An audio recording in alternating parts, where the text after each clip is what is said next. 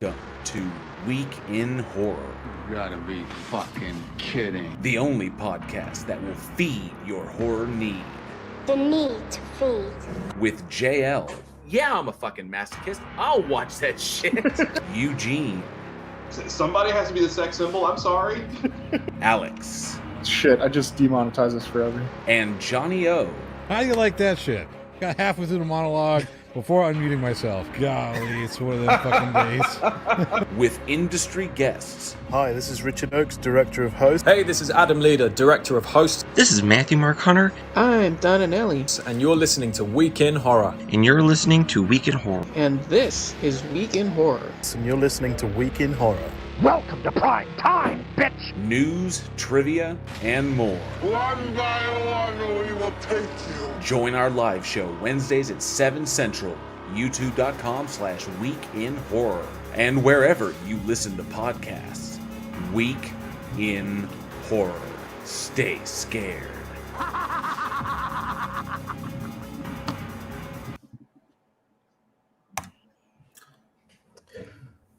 Welcome back, horror fans. It's Wednesday, 7 p.m. Central Time, and that means it's time for another episode of the Week in Horror podcast, the only podcast where the only thing under the tree is terror. And if you're listening to us on your favorite podcast host, you can join us here for our live show on YouTube so you too can laugh and scream with us, flex your horror knowledge, and maybe even win some trivia prizes. Ooh. This week we're covering select films released in horror history between December 15th through December 11th. Thank you all so much for joining us. I'm Eugene, and with me tonight are Alex and JL. What's up, everybody? How's it going, everyone? December 5th through the 11th. Oh, sorry, December 5th and December. It's been a long day. We're going back in time. But anyways, apologies. I've been watching DC Legends of Tomorrow, so, you know. Let's go. So apologies, everybody. We were for the little bit of a late start. Oh, that's gross plot hole. Yeah, Johnny's in the live chat. He says, I thought the line was supposed to be where the only thing under the tree is Eugene, naked with hot dogs and donuts. That's for the Week in Horror only fans. Yes. You gotta pay for the extra for that one. Buddy. Oh man, this I've been looking forward to this episode. This is pretty cool because a couple of new things before we jump into this. Man, it's been a bit of a week, like just very, very busy. So obviously, I've set up my altered. First, I want to say for anybody you can see in the back, the newest addition to the Week in Horror crew. Jason has arrived. If you haven't seen the pictures on the YouTube channel, the community post, I put up some close-up pictures so you can see what he looks like. And that's him with the light in the background. I'm really, really proud of him. I love him. He's absolutely amazing. So that's a blast to have. This is like a child to JL.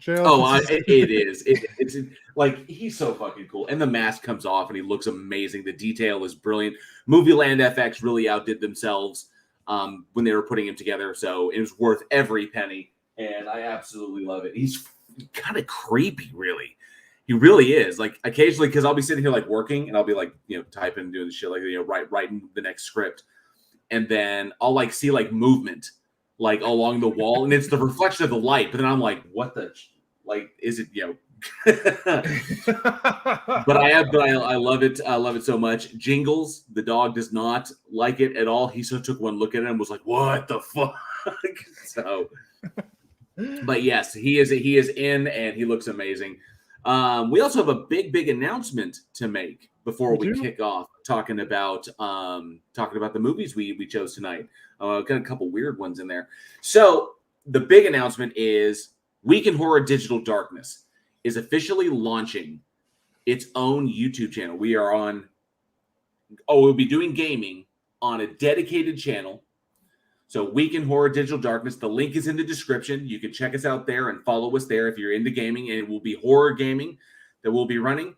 And the amazing and super talented Alien X Gaming has joined the Week in Horror crew to run things over on that channel. So he will be rocking and socking any horror games that he happens to come up every week. Occasionally, when we have the opportunity, we over here at Week in Horror will be able to join him. So we'll just do commentary and just have fun. while, we're checking out the game. Maybe it's 2-player, 1-player, I don't know. But we're going to have a blast over there, and he's going to be developing that channel over there. So you can definitely support him, support his efforts, and support us here by checking out Week in Horror Digital Darkness. So dedicated channel, all ready to go. It's going to be, I think Alien X is going to do some really amazing work over there. Absolutely. Is that going to be starting up this week? He's technically already started. It's there, and you can subscribe to it. He's just got a couple of some early videos that he posted, just so there's some content that people can watch. And then every Sunday, I believe he said it for every Sunday there will be a new live stream. Well, he'll live stream whatever horror game he's chosen for that week. Maybe he'll do full playthrough, so he'll do episodes of Resident Evil or whatever. But whatever's in the pipe, he's going to be putting it up there, and I think it's going to be awesome. So seriously looking forward to what Alien X does, and a big giant welcome to him for joining the Week in Horror family and running our gaming stream, so we can tap into that market a little bit. Do we have a link for that channel below? It is, yes. The link for Digital Darkness is in the description. You can actually pop over there and subscribe right now if you want it, or after the show. It's all good. But we are we're getting into that. It's going to be cool. And there's some big changes coming to YouTube regarding live stream gaming. So we're looking forward to taking advantage of that and bringing y'all the best in horror gaming entertainment that we could possibly get. And I'm looking forward to kind of going over there and just color commentating on some horror games and talking about stuff. It should be a lot of fun, definitely. All right. Well, before we dive in, let's take a look at who is in the live chat, who has joined us. Well, of course, Johnny O is there. Says gold medal. He was first. Do appreciate it, Johnny. Although you don't count because you're part of the crew. Wow. He's going to give me shit about that. Wow. We've also got Mallory. We got Mallory's Asylum in the chat. Good to see you, Mallory. Excellent talk we had the other day. That was a lot of fun. Travis Brown is in the house. Good to see you. Aaron Reese. Oh, and I would like to announce this. As you can see on the banner scrolling along the bottom, Aaron Reese is our newest patron. Hey. Thank you so much. Thank you, Aaron. He is our newest fanatic patron of Week in Horror. We appreciate the support, dude. You rule. You help us make this show possible and help us make it as awesome as it is. A bunch of silly filmmakers want to get together and talk about horror movies. You make it all happen. So thank you very much, Aaron Reese, our newest patron our newest member of the Week in Horror patron family. So really do appreciate that. He says, I've been digging into strange videos for a compilation list and didn't get to do the homework, but I seriously need to see XTRO. The trailer is a straight up LSD fest. Dude, you have no fucking idea. And I cannot wait to dive into that.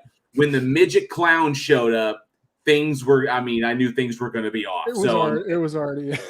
Right. By the way, you heard that correctly. Midget clown. Yes. So we're midget dwarf, maybe dwarf clown. I'm not sure. All I know is LSD fest for sure.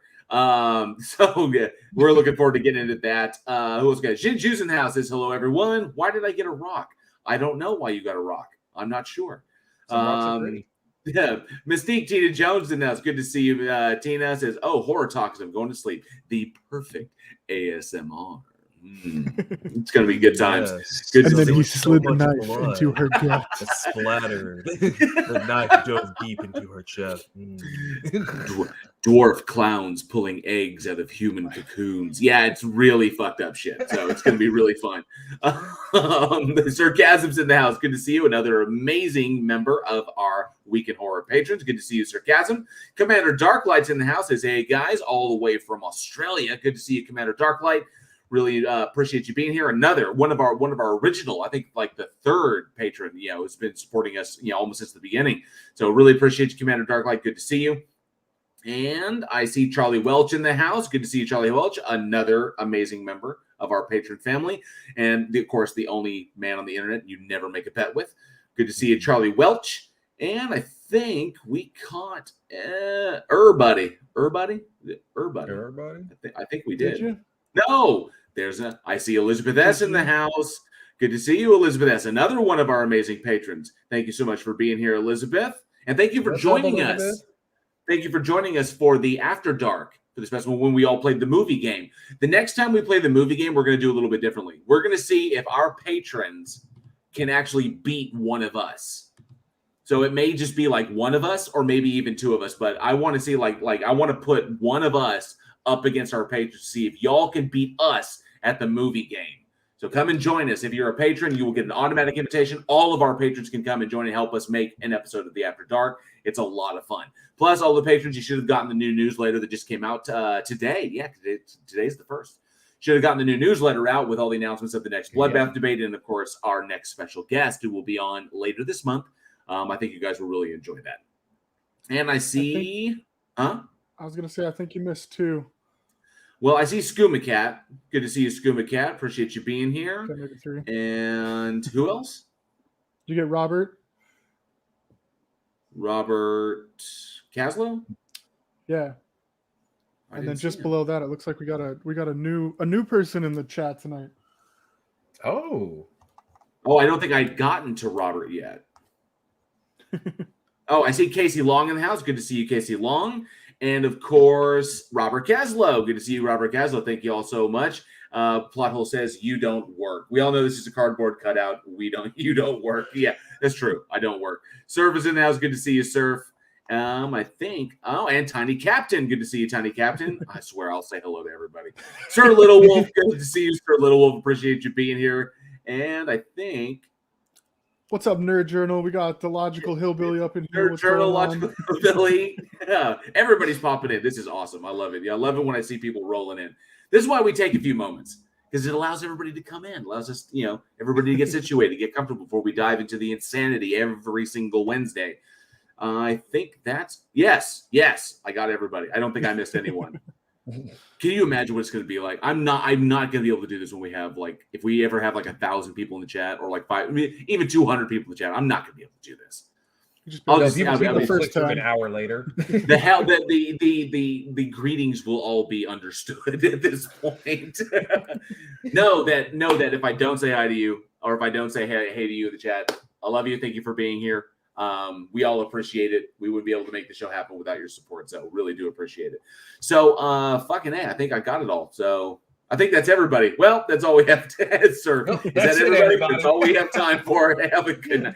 And unfortunately, we don't have time for Matt Damon. So we'll have to have him on next week. Careful, I think that's fucking trade. Tony Regime. Yes, Tony Regime. Good to see you, sir. See? No, he actually pointed out that I actually missed him. So, and it's a sad face. And he had a sad face, too. And he had a sad face. Now you're hurting feelings in here. I love Tony Regime. Tony Regime is amazing. Tony Regime is badass. Oh, okay. I got to stop, or else I'm going to be saying hello all night. We have movies to talk about. Hello. Okay, just wait. And I know people really want us to get to XTRO, so. Yeah. But before XTRO, you got to have the opening act. This is true. And Alex, what do we got first? Oh, it's me. Hey, what's up, guys? It's been a while. It has been a minute. Yeah, it has. You've got like a litter, so you're a lot busy. of things went down. Baby got sick. We ended up having to take her in, and it was terrifying. So we've been going through some stuff last couple of weeks, but it's good to be back for sure. Mm-hmm.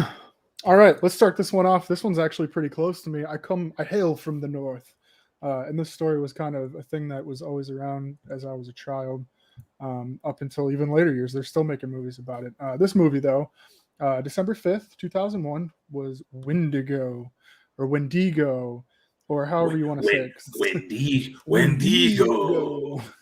How's it the old Indian? How's it also the old Native American? How's he say Wendigo? Yeah, it's a story that dates back very far. But this particular movie was a 2001 American independent psychological horror film written and directed by Larry Fessenden. This was starring Patricia Clarkson, Jake Weber, Eric Persullivan, John Spiridakos, Christopher Wincoop, Lloyd Oxendine, and I'm going to stop there before I butcher the rest of these names. This movie follows a photographer named George and his family who experienced the presence of a dark force in a cabin during their wintry weekend at an upstate New York, while being antagonized by a hunter because they accidentally hit a deer on the road. And then there's George's son, who begins to have hallucinations of a Wendigo, and things kind of just go sideways from there. This one was fun. I was surprised by this one, Jo, because Wendigo films they're hard, and especially after Supernatural did it so well. I'm just kidding, but I thought Ravenous was Ravenous was pretty good. Yeah, this Ravenous one was pretty damn good. This was fun. I liked this one. Well, I mean, the thing that stuck out about me is that the entire story is told from the child's perspective, right? And it's really the kid, the son's story, and then his interpretation of events going on, his interaction, his how he's coping with his father and his father's job, and that his dad is obviously, I think his father is like a corporate photographer, and so the child dealing with that, the child, and then of course, the mother always trying to be supportive and be there. And everyone just trying to basically do their best and give this kid the best they can. But there's a lot of drama that's going on in there. And I want to say, Jake Weber, Patricia Clarkson, both phenomenal actors. I really enjoy both. Patricia Clarkson, also because she was fantastic. It was odd seeing them in an indie film like this. It was kind of just interesting. I know it's over 20 years old, but still. It was hard to imagine the chemistry at first. And the character George in the film, he was so high strung all the time that this it puts you on edge before anything even happens. You're like, fuck, man, chill out, dude. And then things start going, downhill fast, and it's like you're already anxious. It's it really drags you. That's something about really cool. About Patricia Clarkson's character is the way that she was playing it, and I thought the two of them worked so well together because he was high strung. It was his job. It was just constantly weighing on him, and she always had a way when he was getting into a way of diffusing him, of bringing him back down, and never in an antagonistic way. This was just kind of like the back and forth. They're husband and wife. That's just what they do. It's like he goes off and I bring him back down, and I love it. The cohesion in it was really, really good. It was extremely well written. I loved how natural everything was. And it was interesting to get this kind of horror story, especially about Wendigos and stuff in the forest after the little boy's chance encounter with the mysterious old Native American in the store that nobody else sees but him. And then of course him seeing these monsters and everything.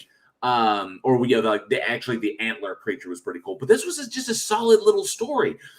It was more art house than I anticipated. Definitely. But I loved that concept because in the eyes of a child, you got to experience that instead of through the eyes of an adult.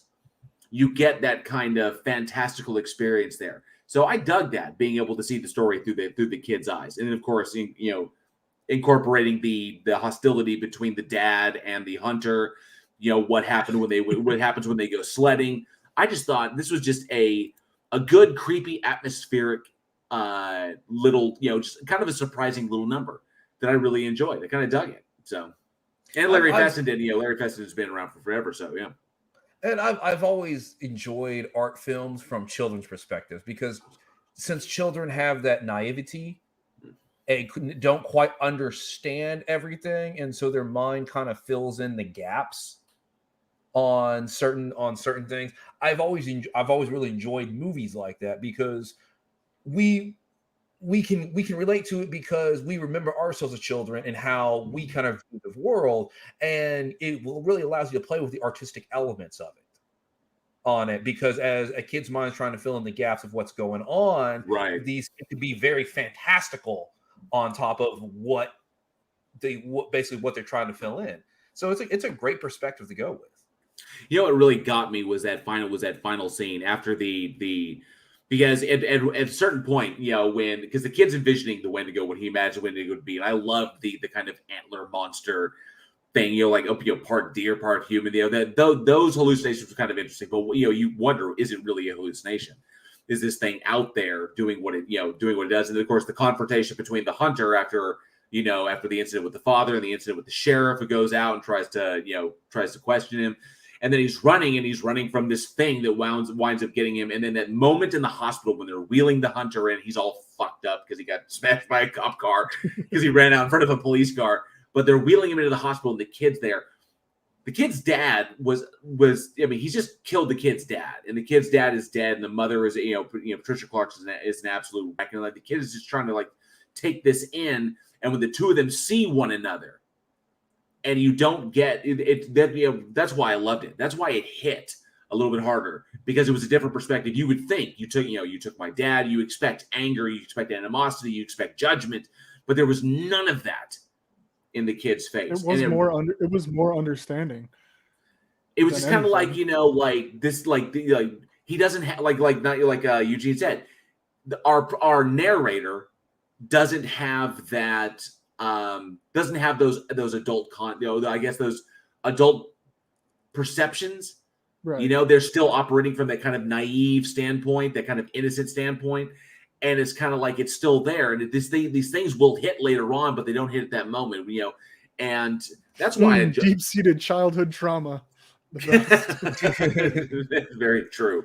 But I enjoyed what Fessenden did with this, and of course, Larry Fessenden's been around for a minute, and this is when he was pretty much making his way, developing his name as a big horror director producer. Now he's been around so much; he works a lot with Nick D'Amici and another number of other people. But I have no doubt everybody in the audience has seen him at some point because he's usually kind of like he's a little bit overweight. His hair he's like a really receding hairline. His hair is usually crazy. And he just plays kind of the same guy every single time. But yeah, this is how he got his start. I liked it. And he wrote it. So it was like, holy shit, that was impressive. If anybody doesn't know Larry Fessenden or doesn't remember or doesn't recognize him, he was the dude banging the college student at the start of You're Next. So because You're Next opens up with You're Next opens up with a double murder. The professor, the college professor and the student, they kill them next door. To make it look like Psychos. Move along, if you know the plot to that film. And he was the dude who was banging the college student. He gets an axe in the head. Then they prop his body up on the couch and just let it rot there. So, but that was Larry Fessenden. By the way, oh, man. He makes good. He makes good horror fodder. One of my favorites of his was he was in Mulberry Lane. And when Mulberry Street? Oh, Mulberry Street. He was in Mulberry Street. Sorry, Mulberry Street. When and all the humans are turning into rat monsters, and everybody's running around in the street, and it's all chaos. There's a big guy who's running, and he catches this dude who locks himself behind like a gate, to an apartment. Like he closes it, and he was like, "Hey, dude, come on, man, let me in." He's like, "Fuck you, dude. Go find your own place." And he's like, "Man, fuck you." And the fat guy, and there's a big fat guy. He runs off. The guy who closed the gate on him, that was Larry Fessenden. Funny stuff. It's good to see. He did voice work too in Until Dawn and the sequel that they made to that video game. See, he's been around for a minute. Yeah, I like seeing these early beginnings. I love going back and seeing kind of like the early beginnings of regular names. Like I said, it was weird seeing Jake Weber and Patricia Clarkson in such a cheap little indie film. But that was also one really good. I know, and I love diving into this, is when films like this, the important thing about watching films like this, especially if you're a filmmaker, because I know that we have people who are interested in filmmaking in the audience, is that films like this teach you, they can show you how to make the most with your budget. Because this thing was cheap, like big time cheap. And the only thing, legitimately, the only thing made it look like it wasn't that cheap was that it was excellent camera work.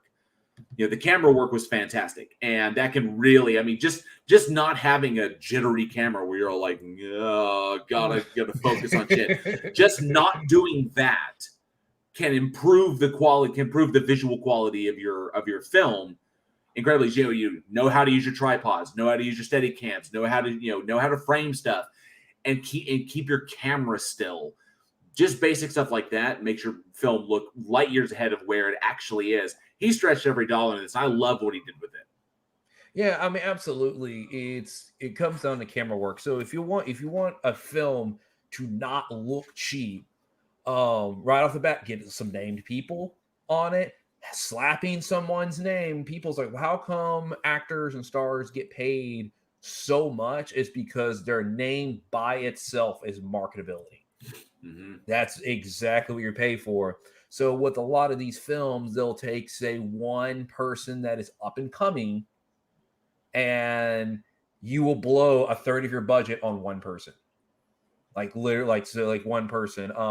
Example I use, probably not now, but a couple years ago, maybe like Anya Taylor-Joy.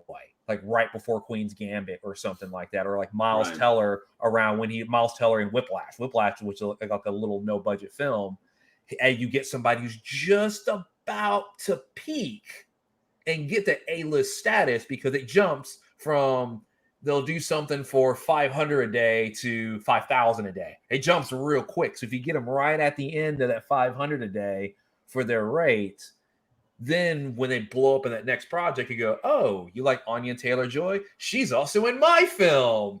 And it's free marketing on top of that. And then second of all is things like camera movement and just your cinematography.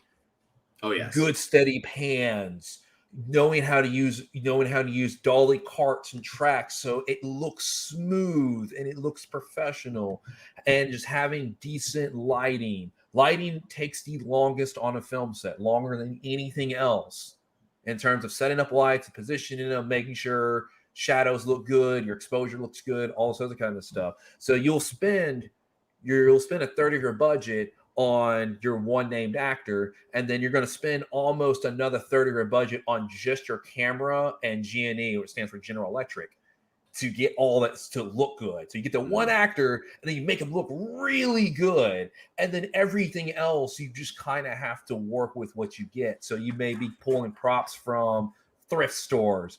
We return stuff to stores all the time.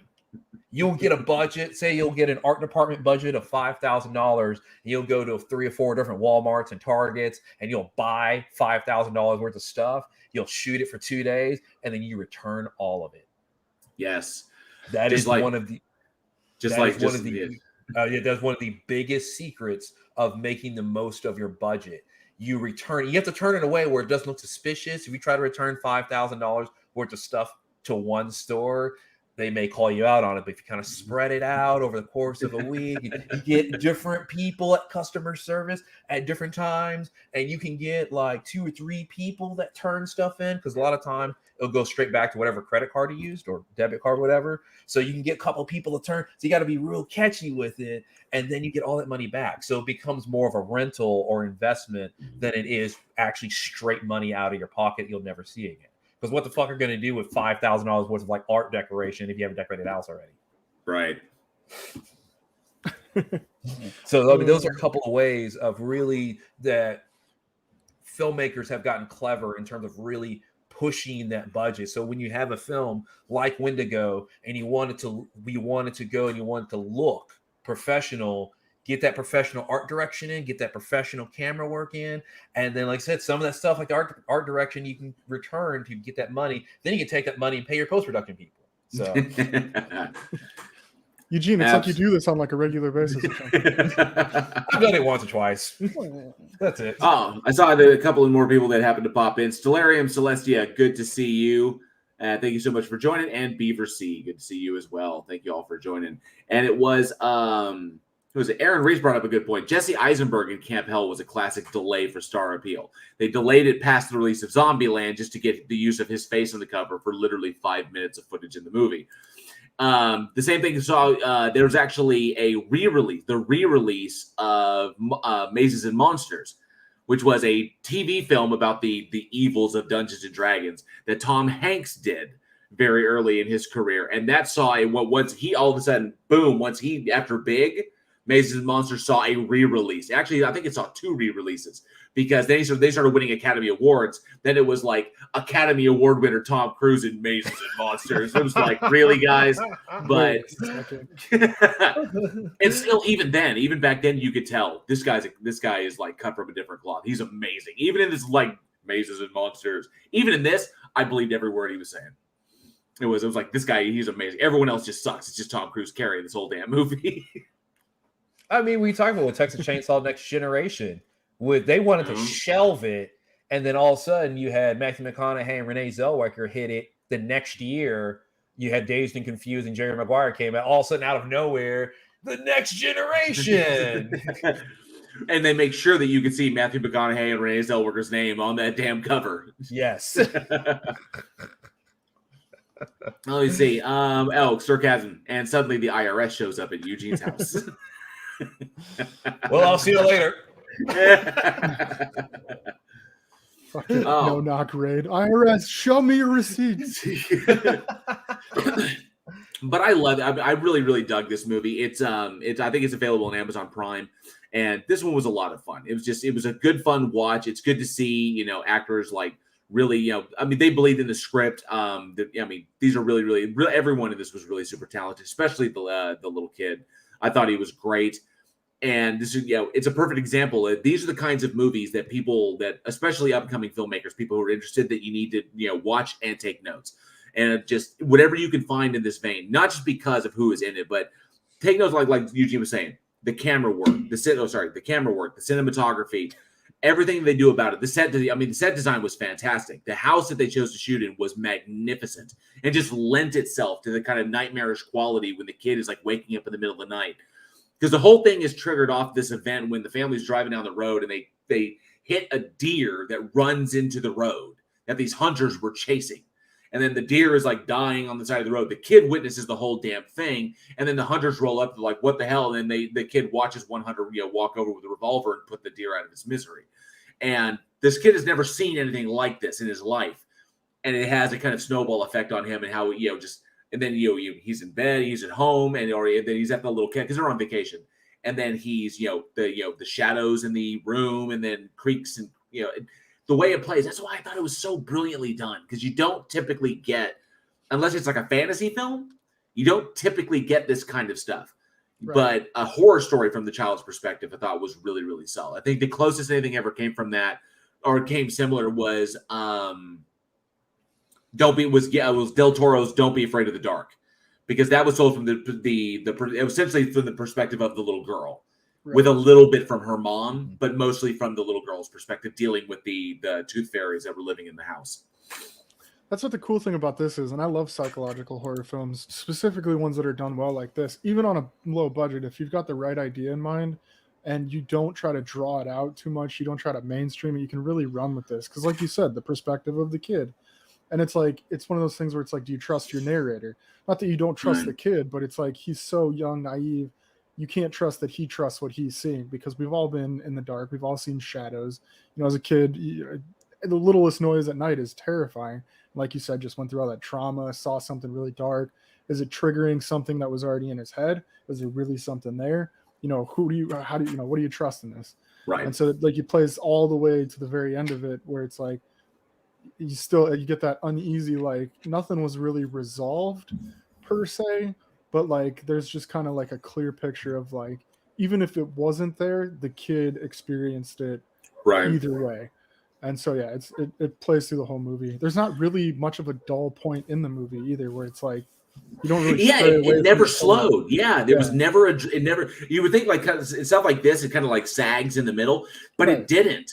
No, because it made up for it with tremendous acting, seeing the family just functioning. Right. It's like, this is a day in their lives, like, when they're dealing with stuff and they're like, trying to make plans, and he's having to deal with calls back to the city, and his conflict of having to balance his job with how desperately he wants to make sure his son knows that he's there for him and he loves him and he hears him and he understands him, and that trying to play that, being parenthood. It's a balancing act, and I loved it because it was so natural.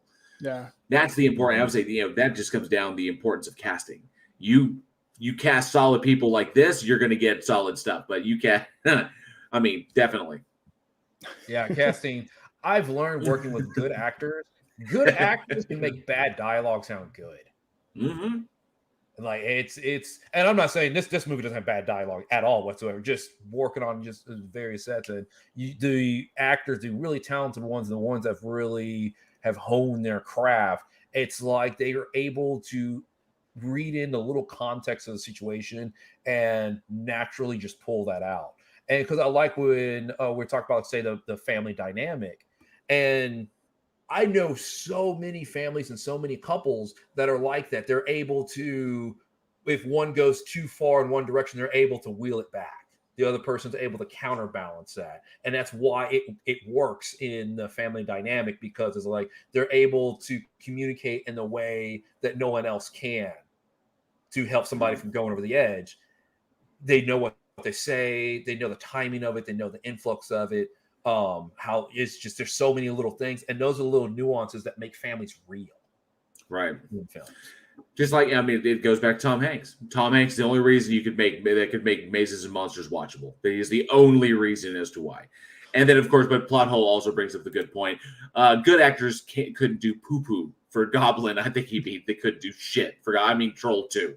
Yeah, Troll 2 was an abomination, and even those talented actors couldn't do shit. And they're gonna eat me.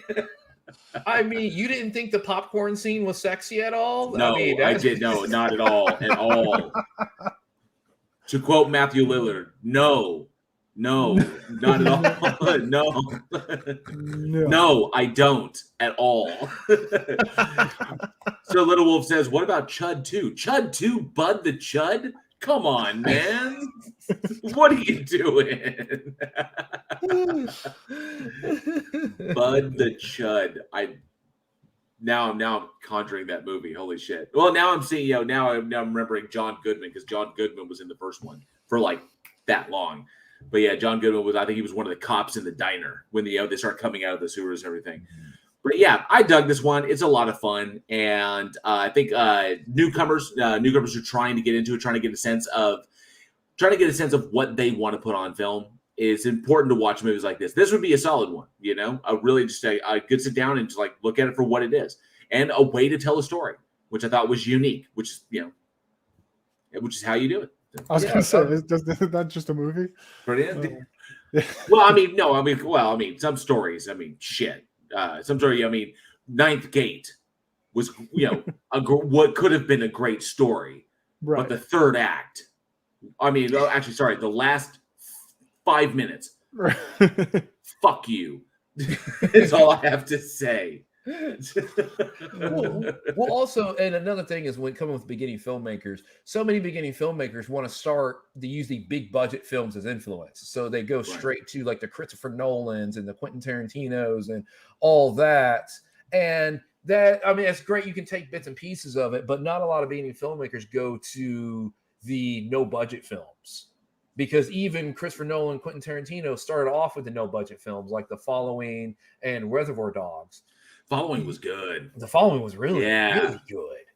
And it's like Reservoir Dogs out of the really, really good list, because that was a really, really well. Good The Following wasn't on the scale of Reservoir Dogs. That's true. That's true. Yeah, The Following took like 8 months to shoot The Fall, because you shot it only on weekends. Yeah, right. For the Following day jobs. For The Following, it was just for what it was really brilliantly done. That just goes to show that just showed the natural talent behind the camera. It's like this, telling a story, shooting that story, and editing it, and and conveying what you want, and having it be structured and coherent. The natural talent and the ability as a storyteller that just made that fantastic. And then, that's just, wow, he can do this with this. Let's dump truckloads of money into his pocket, see what he can do with like $25 million. And then we get, fucking so many amazing movies. I was going to say, Nick, I was trying to what the fuck? Yeah, because I think he did what Insomnia after that, and then forth and so forth and everything. And so from there. But going back, look at those beginning starter movies and what made them good, because you can't do Inception budget wise, but you can do The Following. No, I'm gonna start off with Interstellar. Fuck you. I buck the odds. Stellarium Celestia brought up a good point. Thanks, Killing. It's low budget. That was also like a no budget film, but they put effort into it. So it was fun. And you could tell that they really gave a shit about making the movie. It was supposed to be a joke, but like, it was a good joke. Thanksgiving, the trilogy, the whole trilogy is hilarious. It's hilariously bad, but it's bad in a good way. It's so bad, it's great. And it was never intended to be serious. The money they used to make that was the money they were paid to not make it. Right. But still, I mean, the turkey, like, just, when you open up the movie of like the bare-breasted, Native American girl getting killed by this foul-mouthed turkey, like, come here, bitch. That shit is hilarious. That's great. So it doesn't get much better than that. Yeah, no, it was good stuff. The plot hole. Can I has millions to do movies? Please. Yes, may I here have you some go. more? Millions of pesos. Yeah. Good stuff. All right. Well, this is a good movie. We agree upon that. There's been a lot of retellings of stories, not necessarily the story of the Wendigo, but stories containing the character of the Wendigo. We spoke about Ravenous. There was another one that was it was Dark was the night. That was a good one. But there's a ton of them out there. So what I'd like to ask the audience is, what is your favorite Wendigo film? Wendigo. I think Ravenous has to be up there on mine. There was another one that happened to come out. I think it was like 3-4 years ago, called Consume. That was a good one. Mine is Pet Sematary. Yeah. Okay. That works. Pet Sematary, yeah. Pet Sematary is my favorite. Yeah. And then there was, I haven't seen it yet, Antlers. I haven't seen it yet either, and I'm trying to make time for it, but the show times are really freaking inconvenient, and it is slowly slipping from theaters very, very quickly. So I know it'll most likely be video on demand in January. Yeah. But I'd love to be able to see this. It's a Del Toro film. So he didn't direct it, but it's a Del Toro produced movie. I've got to see this thing in theaters. Yeah. So it's been out. Oh, it's been out for a while, man. I feel bad for not seeing it. We talked about it so many times that we never. It's only been a little over a month. It came out October 29th. Yeah. So I'm just hoping it lasts a little bit longer, so I can truck my ass to the city, so I can go and see it. Drive down to some of them city slickers and one of them film movies. Damn, 45-minute travel to get to a flicker show. Man, I didn't even see one movie. Anyways, leave the rednecks alone. Jo, let's do something really weird. Yes, let's get into this one, because I know that because those who saw the trailer, that's what I'm talking about. So so this movie released December 6th, 1982, and this is the sci-fi horror film XTRO. XTRO, XTRO. So XTRO, directed by Harry Bromley Davenport, who also wrote the screenplay, and starring Bernice Stigers, Philip Sayer, Simon Nash, Miriam Diabo, and Danny Brainin. And that's Marion Diabo, who was also a Bond girl after this. But the story centers around without giving away the farm. For those who haven't seen it, the story centers around a family of which it opens up with the father getting abducted by this bright light in the sky. 3 years later, the father returns not human, but he has returned to the family with the full intention of reclaiming the son that he left behind, to absolute trippy, gory effect. Okay, so where do you even go with this? It just gets so fucking crazy right away. Well, I will say this. Okay, for the year, for 1982. Okay, you think about the movies that came out in the 80s. I mean, the vast majority of them, not the big budget pieces where they specifically, they had like Stan Winston and shit like Predator and Aliens, but in the 80s. But a film like this, what they did, I mean, the special effects in this thing really pushed the boundaries. I was really impressed, because this isn't like, I mean, they did shit in this that was not like, I think the closest thing to this would probably be the chestburster scene in Alien, as far as like a real, like what people don't expect. They for the money they had to work with, the budget on this was actually not that large. I think it was only a few million, but on this particular one, what they pulled off was fucking brilliant. They really pushed the envelope in delivering a pretty gory and gnarly and really, in some cases, kind of upsetting, film, because what happened to the babysitter, or the nanny, that was uncalled for. She didn't do anything, you know what I mean? But nonetheless, you know, Sarcasm says, quit trying to polish a turd. All you get is a shiny turd. Okay. I don't want to give too much away for those who haven't seen it, but when you have moments like the abduction thing obviously looks very silly. The UFO looks kind of silly. It's literally just like a glowing triangle that a glowing isosceles triangle they put on the screen that they pretty much rotoscoped in there. It's really cheesy. But when you have things like obviously the alien creature that popped up, which I recognized as people have taken that still and used it for like other shit. It's weird. But the monster looked solid, like the alien creature and the way it was solid. But when the chick gives birth to a grown man, I mean, I wouldn't call that giving birth, but yes. Yes, okay. When that happens and the full grown dude is ripping his way out of a woman, you have scenes like that. The weird tendrily shit when they were like putting their mouths on each other. It was like, and then that was fucking. I thought that was impressive. Just, you know, the setup on that. Then you had all kinds of weird shit. Like you've got the kid who's got psychic abilities making shit come to life. Like this is where the dwarf clown comes into play. And then what happens to the babysitter? You know, the motherfuckers get killed all over the place. Yep. Yeah, because the kid pretty much, gets powers. And then, of course, you give a kid psychic abilities. Motherfucker's going to start dying all over the place. The mom is there and she's trying to figure out what's going on. It's fucking chaos. But I thought it was what they were trying to do. And of course, the final monster at the end when, all the skin is coming off the dad. And it's like, and you see what he really looks like underneath. And he's, I thought for 82 or for 81, when they were producing this, it was not bad. They really tried to go for something interesting and visually arresting. I mean, it is the movie had a lot of shit happen. I know it was like one man, and then the snake, and then the revenge because of the snake. It was like, where are we going with this? I love how we're taking the bits and pieces of it. And have you ever watched a movie and you have characters talking about some kind of fake movie? And right. It's just a bunch of random shit that they're pulling out.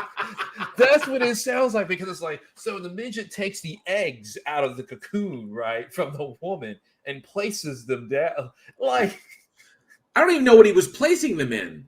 It never explained like that. Gray liquid thing that kind of just. I don't. I don't know. I don't. None of it made a whole lot of sense, man. The LSD trip comment was very, very spot on. Yes. Just don't like the clown. Like he's got this. Like he starts bringing his toys to life. Like he brings the plastic soldier to life. The soldier goes and kills the neighbor who killed his snake. Action man. Yeah, and then so like stabs her to death with a bayonet. Boom, boom, boom, like that. And this is one area that they did not get right. The blood is just way too red. It's way too bright. It's just kind of like this, whatever. But I mean, we take what we can get. And then of course, like the clown thing comes to life, the little like dwarf clown, and it's got like the yo-yo that has like blades on it and shit. What the whatever. I can go with that. Then he's like, then for some reason there's a panther in the apartment. I don't remember seeing a panther toy earlier, but apparently there's a panther now. You can just conjure them out of thin air. And then, but of course, the sex scene there's actually several sex scenes in it, but I was gonna say there's the sex scene at the end in the third act when the husband they go to the cabin where they used to live with the initial abduction took place, and he's like fucking falling apart and it's But sarcasm brings up chaos is the word. Alien, monsters, psychic clowns. It's just a trope fest where they pretty much kind of similar to Beyond the Darkness, where they take as many graphic things and throw them together and kind of string them along into a cohesive narrative. It's sort of the same sense that I got from this one. Just right. Like we need this. We have all of this crazy shit we want to throw at the screen. We really want to shock people. The alien thing, the rape, and then the impregnation of this. Yeah, the impregnating of the woman, and the full-grown man comes ripping out of her and chews off his own umbilical cord. So it's fucking weird. Yeah, I mean, it was a whole like thing that's like on her face, and Yeah. And then the way it ends, like the mom, like the wife is the only one left. Everyone else is dead. Everybody's just dead. Everyone's dead. And then he steals the kid and takes off. And then the mom shows back up and she's kind of like looking at the like egg things in the deal. And then she's like staring at one, and then it bursts open and it jumps on her face and kills her. And then it's just credits. It's just the end.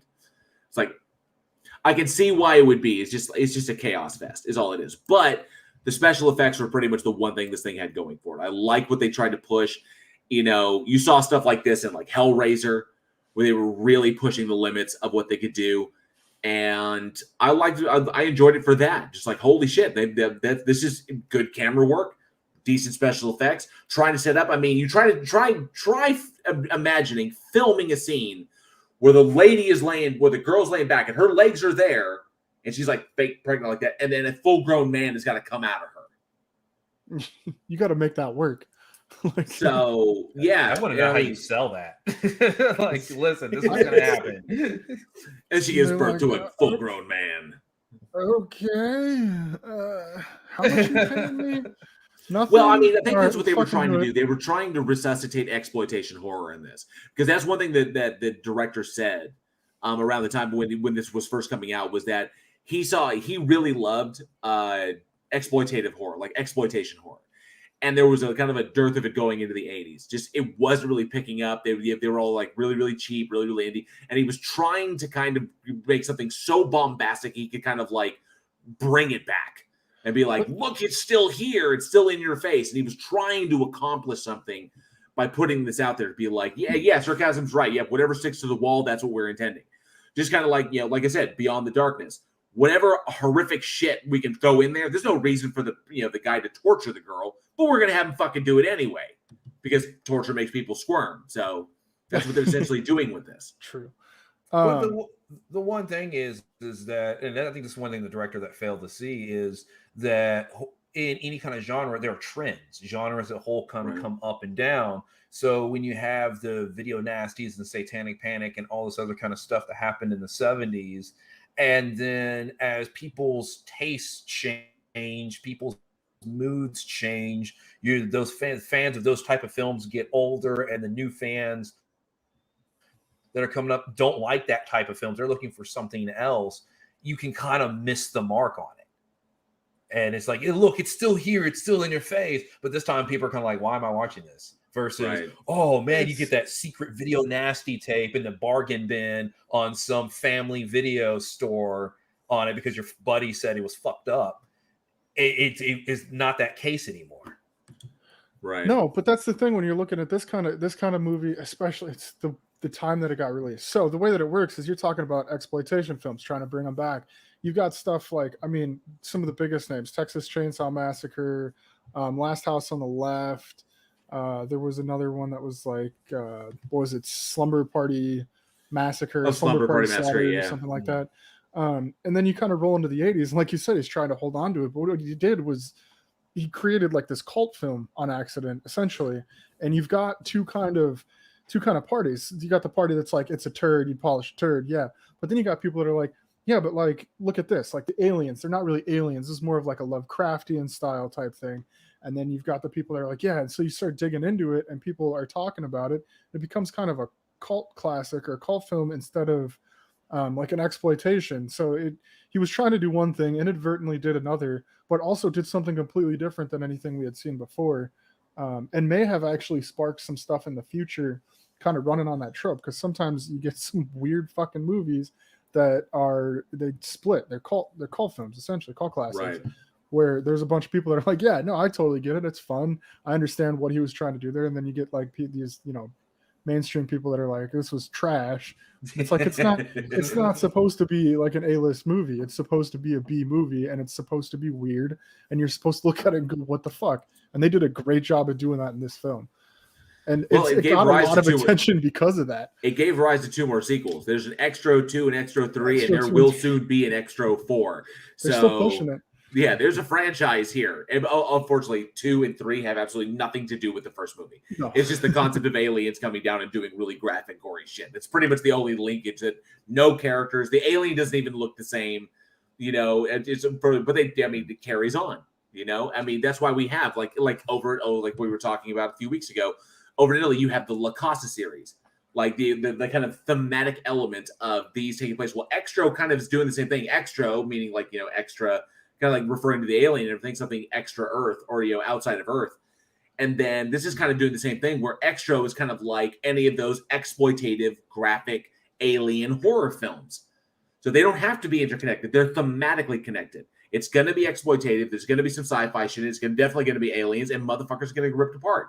That's what makes them entertaining. So you know what to expect. So, this is almost like an opposite of what we were talking about in Wendigo, like shitty acting, but like kind of cool concept type situation where you're kind of you're drawn in by, okay, what weird shit's gonna happen next? You know, the acting wasn't like super or anything, but it's like, it can't get any weirder, and it did. Then you're like, what the fuck, the clown? And then and if you dig into it, there's actually a couple of alternate endings to this movie too. I think there's like 3, maybe 4 different endings. 3 of them are on the German release, and then there was another one on the Blu-ray release that was different. Well, the mom certainly got the bad ending in this one. So this was definitely the bad ending. Sarcasm says shrooms. Sir Little Wolf says shrooms was so trippy when a goat says you're fucked. Wasn't it a cow? I think it was a cow. Yeah. Because the cow's like opening the woods. He's like, whoa. I love that movie. The sad thing about it, and that was one thing, at least we can say this. If you want to bring up a movie like Shrooms, a trippy film, about 3/4 of the way through, I figured out, you figured out it was her. It was pretty obvious. It was the only way it could be. To be completely honest with you, the first time I watched it, I had no idea. Well, I mean, it's just, you know, I think it's just a matter of just having watched so many movies like this over and over and over again. You kind of get a feel for the pattern of the narrative. Right. And I was like, wait a minute, we've got every single person who dies has always just been in her company. Every single person who disappears she's been the last person to see them. The story is following along her, and as she's moving through the narrative, people are vanishing behind her. It's her. You know, that's what it is. You look at yourself and think, maybe it's me. It's like, you know, you're looking around and she's the one who's seeing the ghostly things everywhere. It's like, oh, she freaks out. It's her. But in this one, I honestly had no idea how this thing was going to. When it descended into the kid bringing shit to life, at least I'll give it this credit. I had no idea what was going to happen in this. I didn't know, I had no idea where this fucking movie was going. I'm like, okay, I get the whole, he's an alien, he's disguised as a human. Oh, he wants his son back. He's going to try, it's going to come down to a conflict. Like the boyfriend's going to come in like a white knight and be like, the kid's going to be like torn. Oh, my mom, my dad. It's like, no, the kid's infected. The kid is fucked. And now the kid has psychic powers and is using them to kill everybody in the building. And I was like, where are they fucking going? Oh, okay, he's just going to steal them away. And it's just going to be, when the dwarf midget shows up, all bets are off. This movie will go anywhere. And then the babysitter gets like knocked unconscious with a rubber hammer, which is weird. And then thrown in the bathtub. She turns into a cocoon creature that's spitting out eggs. I don't fucking know. Is this a rescue mission? Is this an invasion scenario? Yes, the answer is yes. You know, I had no idea, but at least that was something, because I'm sitting here watching it, and half the time I'm like, where the fuck is this? I had no idea, but at least it kept me on my toes. I'll give it that much credit. It wasn't predictable at all. There was nothing in this movie that you could have been like, oh yeah, I saw that coming. yeah, definitely. So I want to ask, for those talking about this for a little bit and what the director was attempting to accomplish with what Davenport was trying to do. And Davenport actually directed the sequel and all of them, and he's developing the 4th one as we speak. And he knows that they're just thematically linked. They're not narratively linked.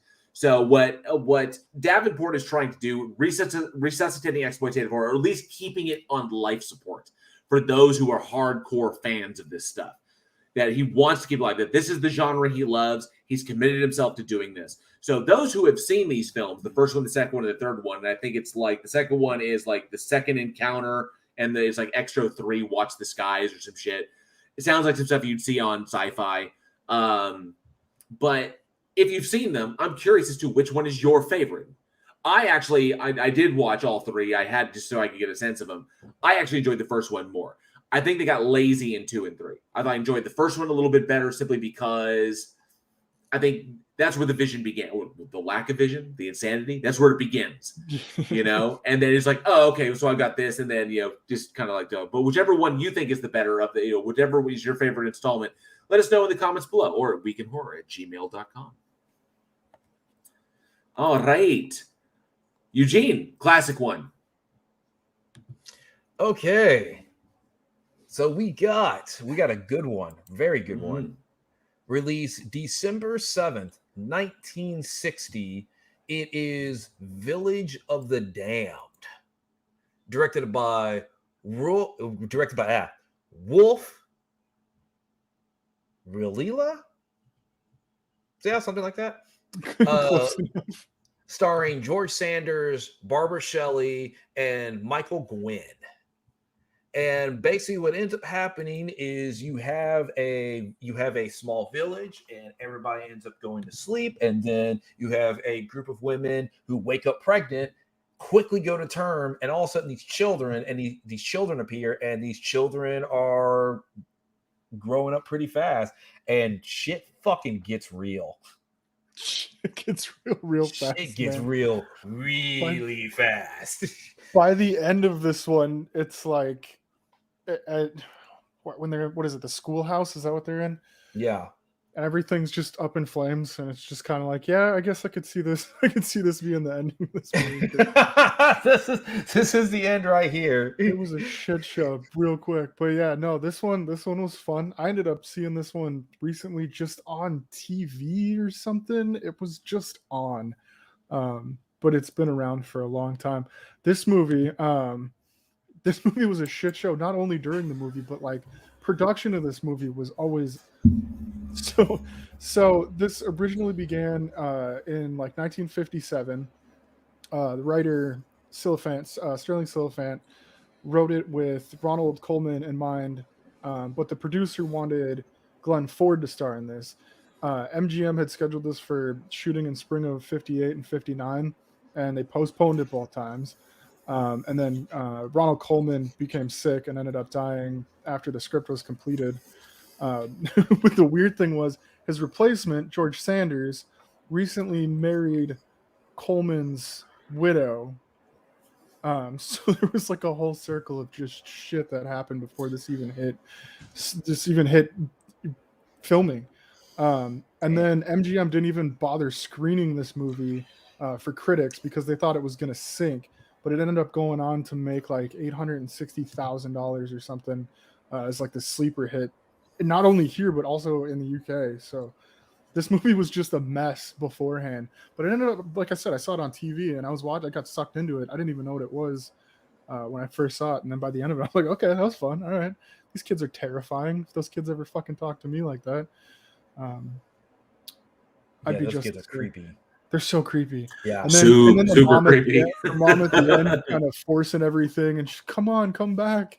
And then it was fun. It was terrifying. Kids scare the shit out of me. I got 4 of them, but they scare the crap out of me. Kid-centric horror is interesting. I mean, okay.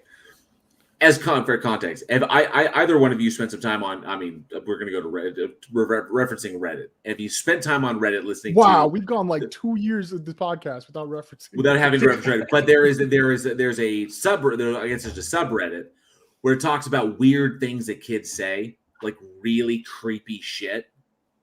I've read some of it. Who the fuck are you telling? So you think that's fake? Like you would think reading those, you're like, yeah, kid didn't say that. Quick backstory. My first child. Well, you have 4, so yeah. I know. My first child, we're sitting in the room. I'm putting her to sleep. She sleeps in her own bed. The room's kind of dark, lights on. And I'm talking to her, and she stops and looks past me and just kind of, her eyes just kind of follow the corner of the room right above the bed. And I'm like, what are you looking at? And she just goes, it's my friend. This is no bullshit. Like, this happened. I literally looked at her. I was like, good night. And I walked out of the room. Good luck. Nope, it's your friend. It's not mine. No, I swear though, that like the legit, she just stops and just looks at the corner and follows it up and over. And I didn't want to look up. Like I was like, hell no. I looked her straight in her face and I was like, good night. And that was it. Man. Oh, I just want to say between her and her friend, man. Just want to say hi. NA, one of our amazing patrons, has joined the chat. Good to see you, NA. Always a pleasure to have you here. That was, I mean, obviously super creepy stuff. The kids were amazing. It was the kids. That was amazing acting on They part did of the great. children. You're absolutely And right. it's always creepy when they act like super mature, like they're acting like adults, Right. and it's like you should not be doing that. Kind of feel bad for them because they've kind of been pushed into that role, but they did it really well in this movie. I found it interesting is every time that the effect of the eyes, which I thought was really, really cool. Whenever they were like activating their powers and like that, how they achieved that was pretty slick.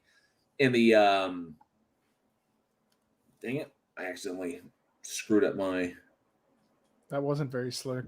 That wasn't very slick. How they pulled it off was much slicker than me looking at my fucking notes. But what I found most interesting was that the censors in England had them remove that for the film. They would not allow them to utilize that. The censors removed the glowing eye effects, and the UK prints without the glowing eye effects show that during the final sequence in the close-ups, the kids widen their eyes instead of using that.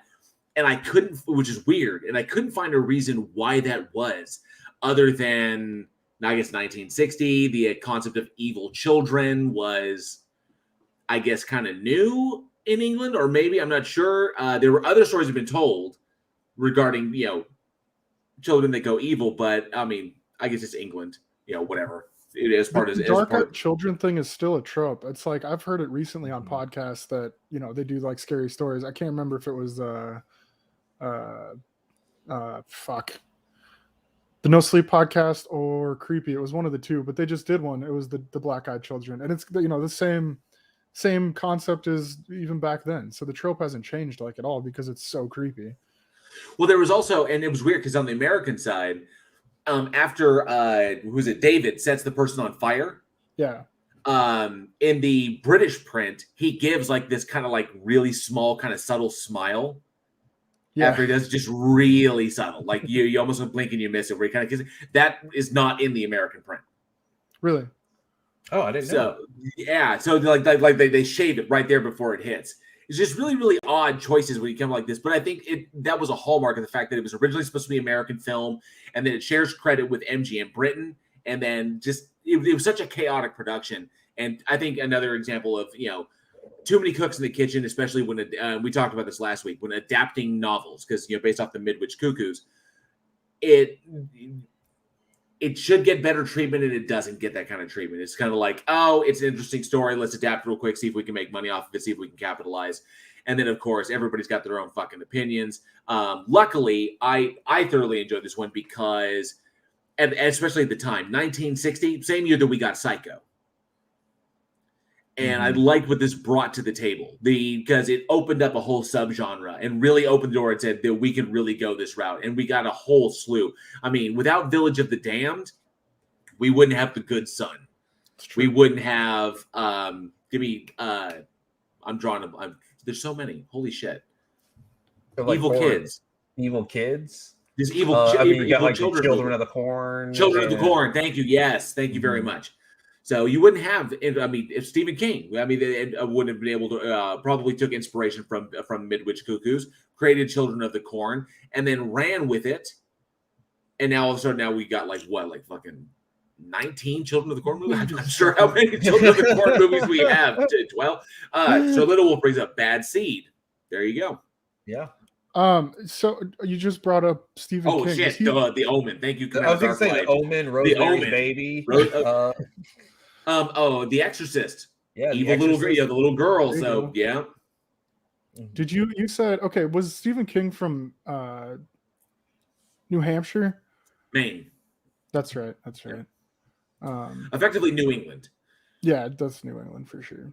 Which is interesting because I think John Carpenter set the remake, because John Carpenter handled the remake of this. I think he set that in New England.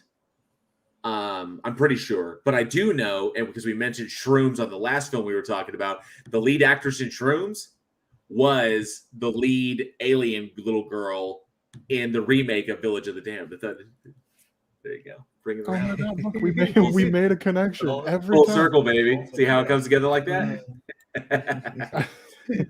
Oh, Aaron Reese, Tony Regime and Aaron Reese says, Lord of the Flies.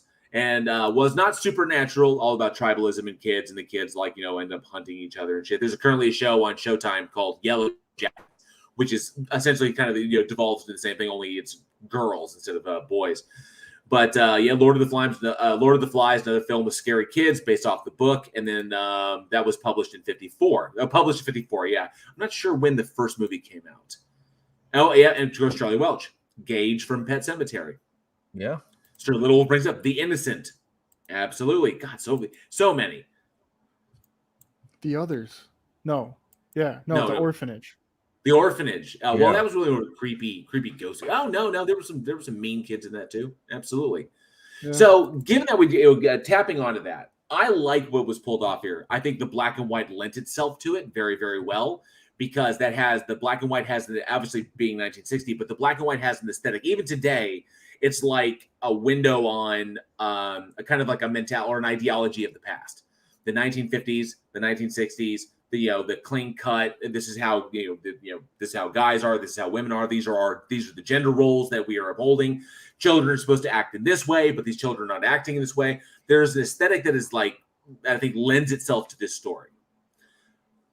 Why doesn't it work for the remake? And this also goes to show. I also want to make mention that for example, the final sequence when the kids are attacking the dude, and they're trying to break through his mental barrier, through his mental wall that he's put up, and they're like that. This regarded as one of the greatest scenes in sci-fi horror. But the remake, Christopher Reeve, Kirstie Alley, creepy fucking children. Why didn't that work? Because that one fell on it. I mean, legit. I mean, as much as I love Carpenter, his posters are all over my walls. That one fell on its ass. I mean, I don't know. It's hard. It's hard when you get a good movie to begin with and you're trying to remake it. That's really hard. It's been way too long. So, because you talk about, I think, the 1995 one, right? Yes. Yeah, it's been way. I need to actually go back and rewatch that. It's been easily 10 years probably since I've seen it on it. But I mean, but the thing is that we're talking about it. It's one of those films. It's kind of like not the 1995 one is not a go-to. As soon as we were talking about before the podcast, hey, we're going to do Village of the Damned, the black and white 1961. That's the one I always go to. I forget about the 1995 one. It's just right. Just out there. It just exists, but no one ever comments. No one ever talks about it. Which is a shame because it's Christopher Reeve. As a matter of fact, I think it was the last movie he did before his accident. But I thought he was quite good in that. He's the whole sequence with the bomb and the brick wall and him I thought he did well. I like Christopher Reeve. I liked him as Superman. I liked him in the other stuff that he did. Kirstie Alley could have different casting there and less, but I thought and there were some shots, some sequences in it that are almost shot for shot. He pretty much took it from the 1960s. Said this works there. Why change it? So, but there were some things he made him, he did up himself. Like he wanted to really convey the violence that the kids were capable of, and they were creepy as shit. It just for some reason just didn't work. And I'm actually going back and looking at this. Oh, Sir Little brings up Spider Baby, one of an early a black and white, an early one with Sid Haig in it. So I think what lent itself was because it was 1995. And that this concept really only worked, obviously in narrative form in the Midwich Cuckoos, I think it only worked because it was in black and white. I think that it was the aesthetic that lent itself to the story, that and almost was a reflection of the counterculture at the time, the culture of the children versus the culture of the adults, what the adults expect and what the children are giving them. In this one, it's obviously taken to an absurd degree where the kids are not human and they're conveying these crazy powers and shit. But I think it was representative of the time because this came out in 1960. The story itself is essentially the next generation, one generation not being able to understand the next generation and then also attempting to control the next generation when ultimately they can't. I think that's what lends itself to the story. By the time you get to the 90s, we're already beyond this. Evil children are a thing. We've been through so many movies of them. We've accepted this as a trope in horror. It's become a trope. The evil child or the evil behind the innocence. We get that. So now it's just psychic alien children. Okay. And I think because it was colorized, it hurts it. It doesn't lend itself to that. I say it needed the time period to be successful. Right. Yeah, man, maybe it is something that's time sensitive. Would that make it an exploitation horror? I don't think it's trying to exploit it. I think it was essentially, to be perfectly honest, I think John Carpenter really liked the idea, and then the rights were available. That's fair. And it's like, okay, we're going to remake this movie. Let's get John Carpenter to do it, because John Carpenter likes, he likes the original, and at least he'll pay homage to it. But I think that was it. I was kind of like, I get it. I understand it. I don't think the remake was necessary. I don't, because I just don't think you can replicate the magic that took place in it. It's kind of like Psycho. The original Psycho. What lent itself to that? At the time, 1960, black and white. You people had never experienced this before. Even with the talents of Gus Van Sant, behind it, with Vince Vaughn playing way against type, showing how amazing of an actor he is. William H. Macy, Anne Heche, everybody that was involved in that. Shot for shot remake, and you cannot recreate that magic because it's a shot for shot remake. Well, so technically, you did recreate that magic. I've seen that movie before. Yeah, that's why. Okay, yeah. Vince Vaughn's in color. That's cool. And that's why it doesn't work, because you're right. Like it's not a bad movie, and I think it's one of Vince Vaughn's best performances. Not like there's not a lot of his films to compete against, but it's one of his best performances. I've seen it. And the thing is I've seen it, and I've seen it better. So it gets to the point, it's like, why? Right. Oh, well, okay. Sorry. Plot hole is correct. To be fair, Vince Vaughn hadn't really become type when the Psycho remake came out. That's true. Great. True. That's true. Mm-hmm. So what Vince Vaughn, Aaron Ray says Vince Vaughn jerking off is scary all its own. That's horror right there. Sarcasm brings up again, Red Scare, communist infiltration, Cold War, corruption of our children, all of this stuff going on at the time. All of this, McCarthyism. Yeah, the idea that, something external to our children are stealing them away from us, or are influencing them to a degree that they've gone beyond our control. We have lost our children. We don't know who they are anymore. Extensions of the idea. I mean, this goes all the way back to medieval times, when parents thought that fairies had come and stolen their children away because their children most likely had autism. And all of a sudden they hit like 2 or 3 years old, and they really start presenting, as autism. This can't be my child. My child must have been replaced. My child was a normal baby. Now, as a toddler, it's acting like this. This is not normal behavior. But most likely it's because they were autistic. But no, the external source, the fear of the outside stealing your children away. That's ubiquitous. Every parent would be terrified of that concept. And I think it spoke to the time period. But like I think someone else mentioned, Aaron Ray says the idea of the isolated village is less believable now, especially in the 90s. These like little hamlets that are just secluded away. I mean, I live in a city of I think the census in 2010 was 1,400 people. I think it was 1,800 when I moved in. So it's like a village. Oh no, Chris Derby's channel. We've lost them to Baby Shark. Oh, no. Now that's stuck in my head. Thanks, y'all. You're welcome. You're very welcome. Appreciate it. But yeah, I think it was. This is one of those ones where it didn't need to be remade. Even as big as a John Carpenter fan as I am, that ranks down at the bottom. Some things just don't need to be touched. We've talked about this multiple times. Some things just don't need to be remade. Just don't touch them. Don't touch Princess Bride. Don't touch fucking Labyrinth. Bro, you touch Princess Bride and I'll come after you. Touch Princess Bride, we riot. That's pretty much it. Yeah. I mean, so you've chosen death.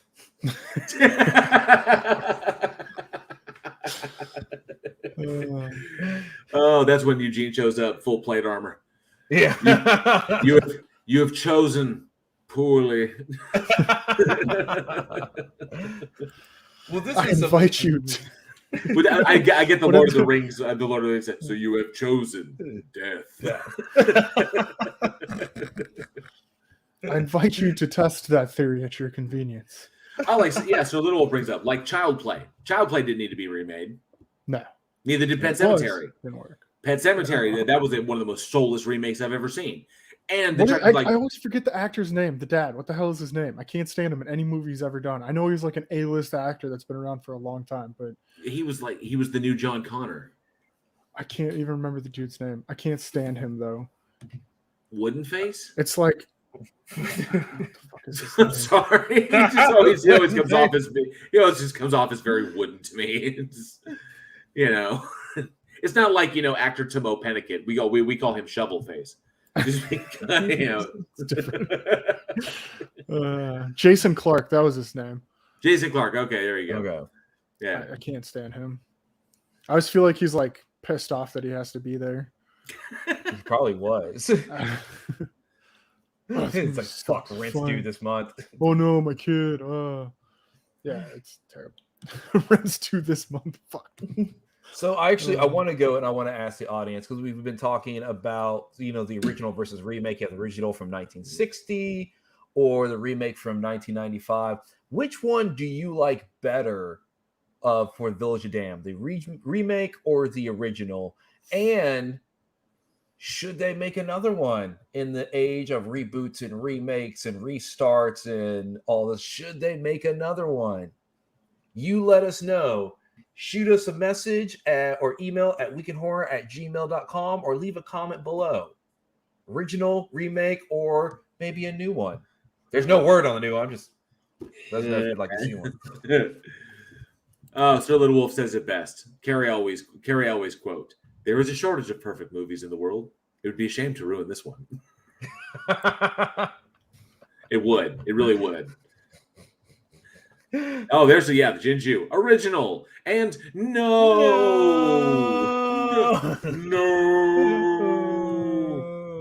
They're remaking Labyrinth and Darth Vader. No, yeah, very much so. Yeah, there's a lot. Wow, there's a lot of no. That's a lot of no. Yeah, that's a wow. We united the entire comment section in the chat. Pretty much. Chris Durham music channel. That was cruel as a songwriter. The others people's earworms have no effect on me. Chris Durham, it's not an earworm at this point. I have 4 children. That song is literally burned into like my left temporal lobe. It's just there. It's stuck. It's the one as soon as that song came back, it was like a tick in my brain. I could physically hear it go click. I was like, fuck. And then it hasn't gone away. The one that got me was Let It Go. Let it go, let it go. Dude, stop.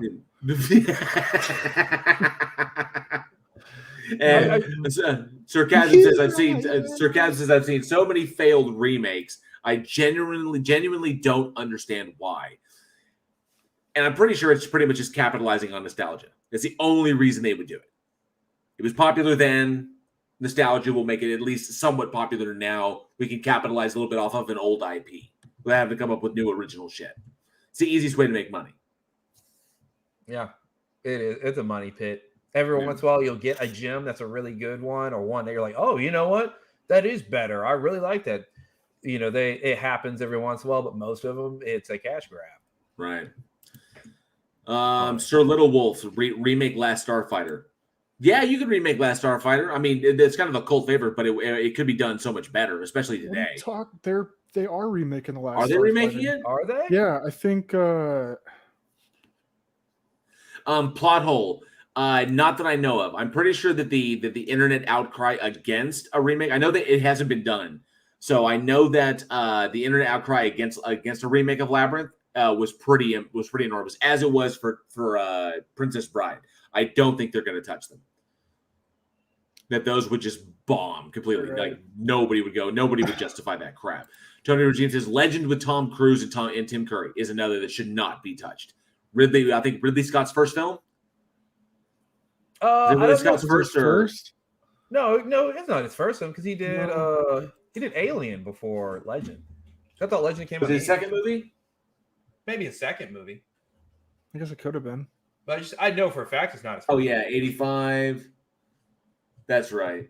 Ridley Scott. Oh, because Alien was his second film, maybe third.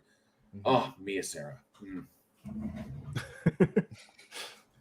Showing your age again. What? Mia Sarah, Annabelle Lanyon, all of them hotties.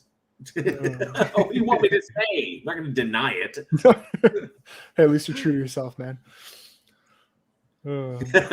Plot hole. Legend should be reshot and replace Tom Cruise. But no, this was before Tommy went crazy.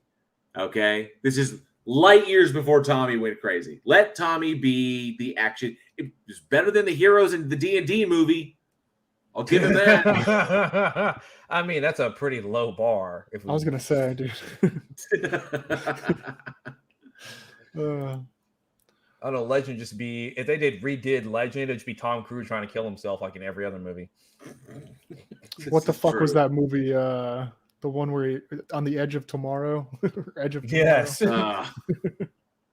Oh god, man, they set the bar low. I thought you set the bar low. I didn't think the bar could go any lower. Here we are in hell doing the limbo with the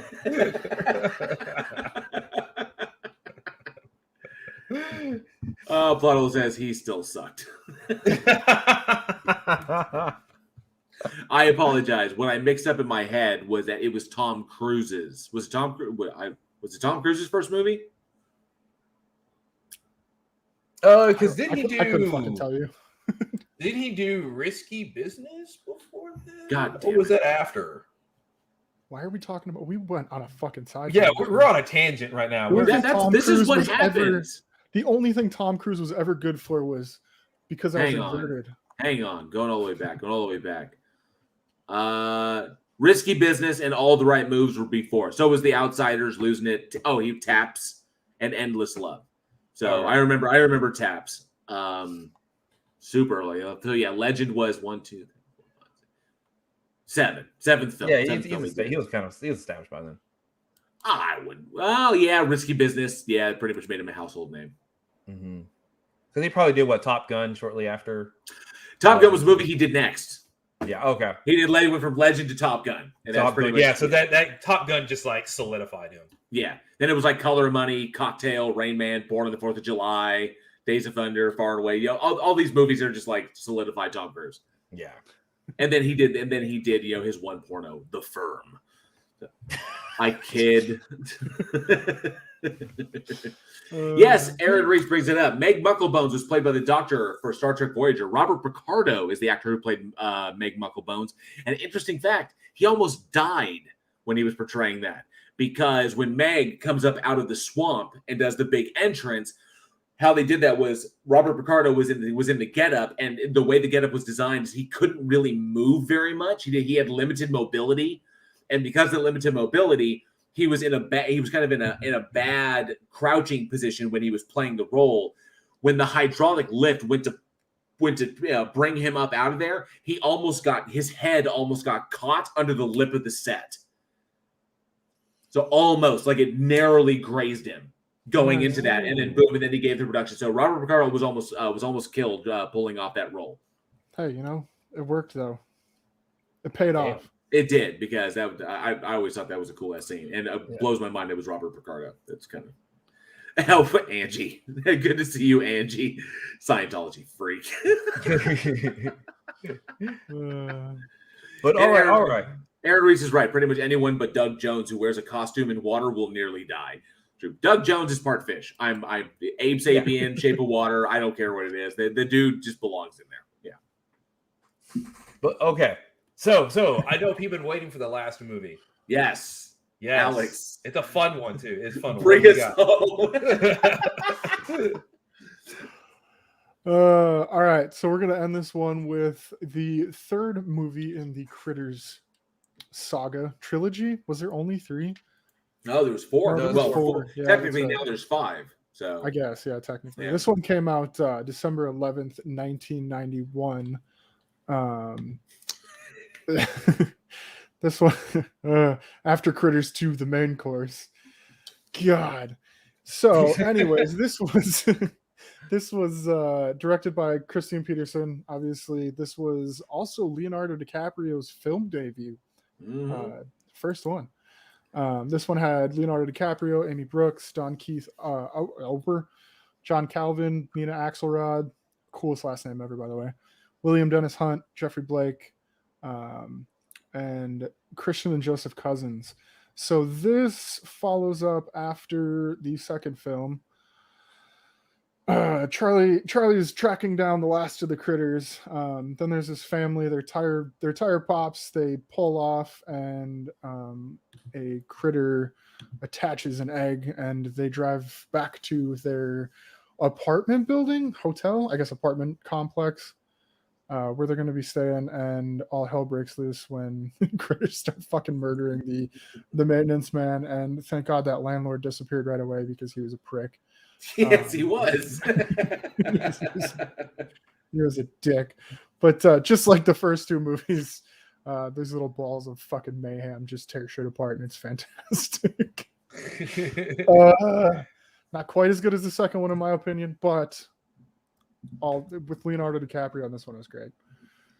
That little tiny baby Leo was so weird watching him again. It's weird seeing him so baby faced, right? God, it was like I just recently watched Romeo and Juliet too, so it was like going back in time. Oh man, yeah, that is back in time. Oh yes, Travis Brown. He says DiCaprio did not. His heart had not gone on yet. So this is very true. Not quite yet.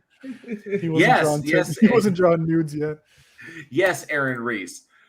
Critters were what was eating Gilbert Grape. This is very true. And Shelley Welch is right. Tribbles from hell. I mean, okay. Despite the fun of this movie, I like Critters. The first movie as a kid, seeing the first movie actually freaked me out a little bit. Just as a child, going back and watching it, you get the camp, you get the humor, you get the stuff. But as a child watching that movie, that kind of freaked me. It freaked me out because Critters were scary. Right. The second one I really, really enjoyed. Main course was good. How can you beat the giant critter ball? It was just great shit. I love it when it runs over the dude. It's like, oh, the guy disappears underneath it, and then it rolls off, and it's just like a. I don't know how the skeleton is like shaking and shit, but but yeah, that shit is hilarious to me. Despite how much fun this one was definitely the beginning of the end. Oh, it kind of fucked me up at the ending. Well, it's interesting because they shot it back to back with 4. Right. Which, so you can tell. Like, just knowing that alone, you can see it because of the way that they ended this one. And then it's like, and then the fucking the intergalactic console crashing into the basement. The intergalactic console was the funniest fucking shit, though. I think that okay, correct me if I'm wrong. This may just be my opinion. Critters is fantastic. You got these intergalactic, essentially fugitives, right? Because they were in prison because of what they are. Right. Okay, they're sentient. They devour everything, and then the bounty hunters are there to collect them and bring them in. I love the sci-fi spin on that. Very Night of the Creeps in the first film. I really enjoyed that concept. The bounty hunters are what really kind of made that because they're shapeshifters. That was great. Yes, I definitely believe the X-Files took the idea of the shape-shifting bounty hunter from Critters. I think that was inspiration there. Chris Carter, you can correct me if I'm wrong. But I thought that they lent an air of they kind of grounded the film because there was no real comedy with the bounty hunters until the second film. In the first film, there was no comedy with them. This is what they're here to do. They take human form so they can walk amongst the population, except for their armor and their weaponry. And their idea is to get these, to rein these monsters in. The second one they made a little bit funnier because one ends up looking like a hot chick because it was the first person that they saw, so it took the image of a model. A great way to get her in there. I thought that was fantastic. And then, but then that's when it starts getting more camp. But then in this third one, you didn't have that. You had Charlie, and Charlie from the first 2 films. And I'm sorry. Charlie just can't. I mean, I love Don Keith Opper. I thought the character of Charlie is great as a comic foil to the straight-laced bounty hunters that invariably he ends up becoming a bounty hunter himself. But I don't think he could carry it. There was too much put on him for this, and we were descending into camp, and they immediately knew they were going to go into space in the next one. So right. And we've talked before, going into space, that's where it goes to die. Exactly. We have nowhere else to go. There's nowhere else to go. That's the final frontier. So, but other than that, I dug the idea because for the first two films, you're in what was the name of the town? Grover's Corners? No, Grover's Bend. It was Grover's Bend. First two ones take place at Grover's Bend. First one's on the farm, the family farm. You know, Dee Wallace, awesome having her in there. You know, the classic '80s mom. Second one is the town of Grover's Corners because there were some eggs that got left over. Those eggs hatched, and crite outbreak again. The third one takes you to the city, which is cool.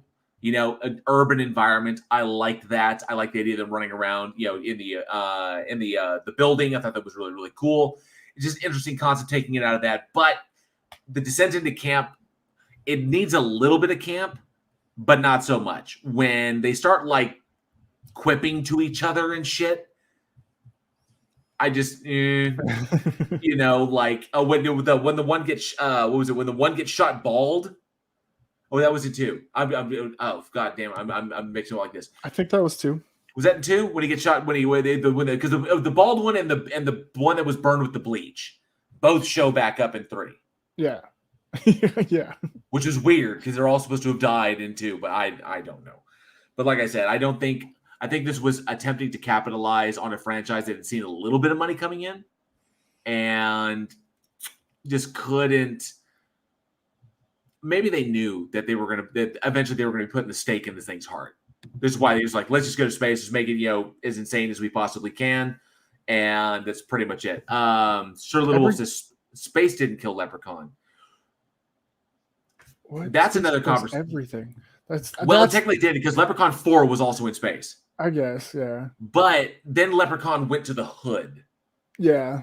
So I think what saved Leprechaun was that Leprechaun did what Chucky did, and it embraced the full camp, and did like Child's Play 2, Child's Play 3. Where the hell do you go after that? Chucky in space? No, you're like this. You go Bride of Chucky. Bride of Chucky, and then it's you steer into the curve, and that's what Leprechaun did. Is they steered into the curve. Not to mention, those were capitalizing the fact that Warwick Davis is magnificent as Lubden the Leprechaun, and Brad Dourif is Chucky, which is why he's still Chucky in the new series that's just released. You're not going to beat that voice work. So Brad Dourif is Charles Lee Ray. You know, Warwick Davis, and plus those directors are willing to let them just go loose. They know the character so well. Just go, just do what you know to do, and we're not going to hamstring you in trying to portray this character that you know so well. Unfortunately, with the Critters, it's much like the Gremlins.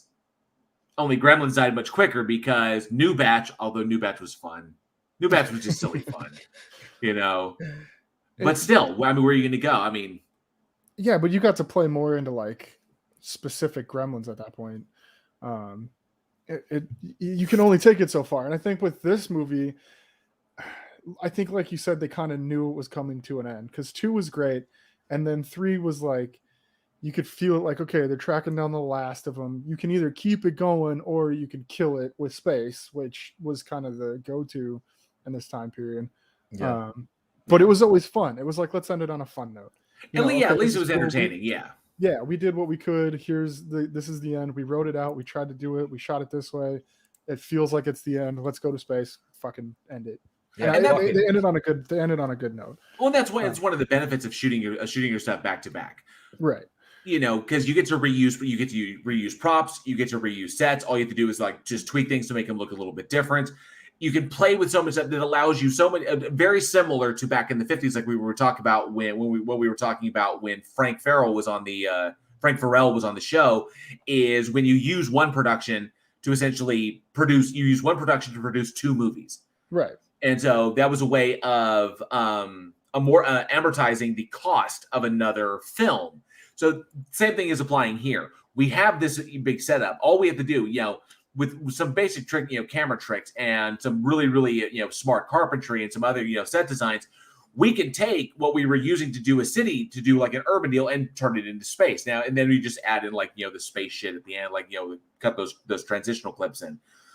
Really, really simple stuff. And I think it was a way to try and capitalize on the fact they knew that the franchise had nowhere else to go. So why don't we just punch these 2 out? And the 4th one, you could tell, is so cheap. It is so. I mean, although I thought that the kill with the freeze when he freezes him when it jumps on there, and then it just bumps a block of ice. Yeah. That was kind of neat. But they knew where it was going. So may as well just like, last gasp, throw it all out there, shoot them back to back, drop 3, wait a little bit, drop 4, make as much money as we can, and then that's pretty much it. And call it, yeah. Yeah, and then call it. So I think one set, 2 movies worth right there. Exactly. Yeah. Well, and I think it worked in 4 too because everybody was still in character. It's not like they had any transit. There was no time in between the movies too, so it kind of. Well, it's pretty much Charlie. Charlie's pretty much the one who, right. He just rolls through. He never really. It doesn't change drastically from 3 to 4, and sometimes that happens with movies, but it played out good. I don't know. I liked 3. It's good to see him back, to say at least. It's good to see him back. Yeah. It was cool. I mean, and then of course the new, I think it was a new binge, and then Dee Wallace came back, even though there were licensing issues. She's still playing the same character, but she has to go by a different name. But it's ostensibly it's the mom from the first film. But I like that, at least Shudder, at least we have something like Shudder that can, like Shudder brought new life to Creepshow. It's brought new life to this. I think that's pretty cool. So if anybody out there who hasn't seen it, if you haven't checked out the new series and the new film, there was a new film and a new series. I think it's Critters Attack, and Critters A New Binge. So if you get an opportunity, those are both on Shudder. You can check those out. I think it's pretty cool. But I like that they're not gone, which is neat. Right. Yeah. No, we'll keep them alive. Aaron Reese says, you just load Pinhead, Jason Leprechaun, all those motherfuckers on the event horizon and fire that thing through the hell dimension, then take bets of who comes out alive. All of them. Pinhead with the space, Jason with the space, Leprechaun with the space, Critters with the space. Obviously, Event Horizon was in space. So many, yes. That's pretty much where it goes, pretty much. Oh, did I see someone new popping in? Donnie Does That is in the house. Good to see you, Donnie Does That. Thank you so much for joining. What's up? Oh, and someone mentioned that Aaron Reese said they've started a sequel to Willow, by the way. Well, at least it's a sequel. Yeah, I guess not a remake. Now we have an older, but that's cool. We have an older Willow. Time has been. Don't try to do like a direct sequel. Like really say time has gone on, things have changed. Do an update. Willow is kind of like the elder of the elder of the group right now. I don't think the opposite. I don't think they're going to bring back, or maybe they'll bring back Mad Mardigan because I know Val Kilmer's got a lot of health issues. I know he's in the new Top Gun, but I don't know if he'll be in this. But I can see why. I mean, as long as they do it honestly, do what they did with Halloween. Yeah.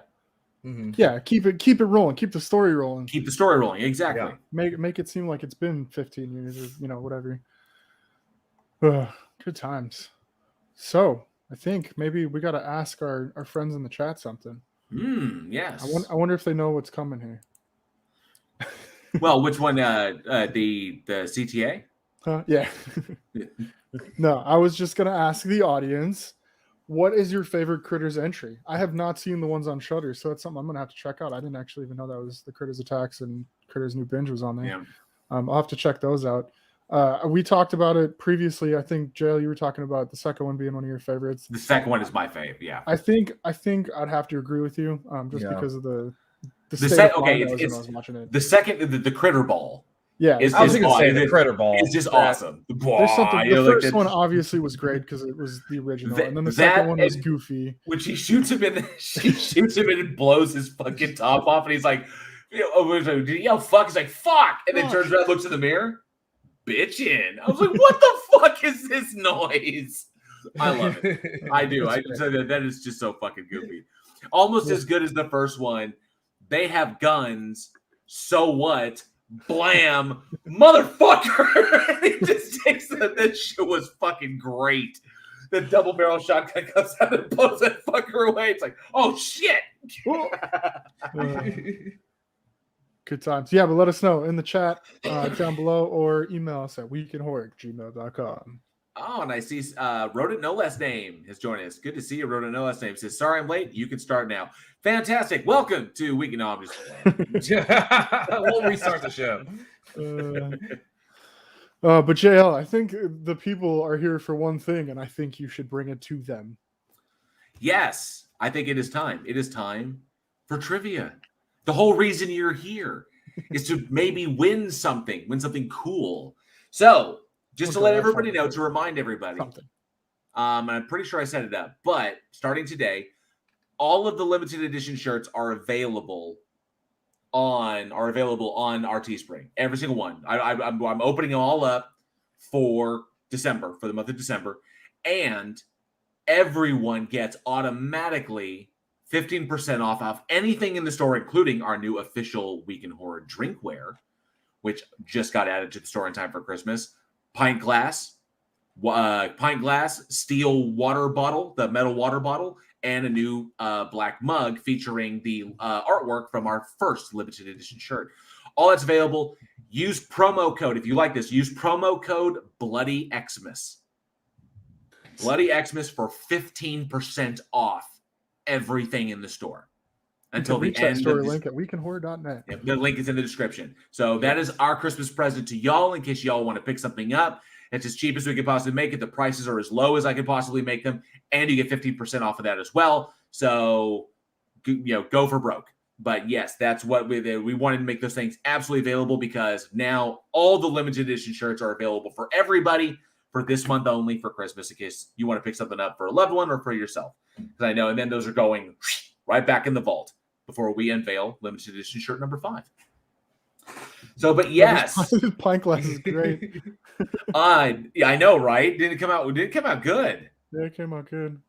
So, oh yes, there was also a hoodie. Sarcasm. I apologize. There is also an official Week in Horror hoodie as well.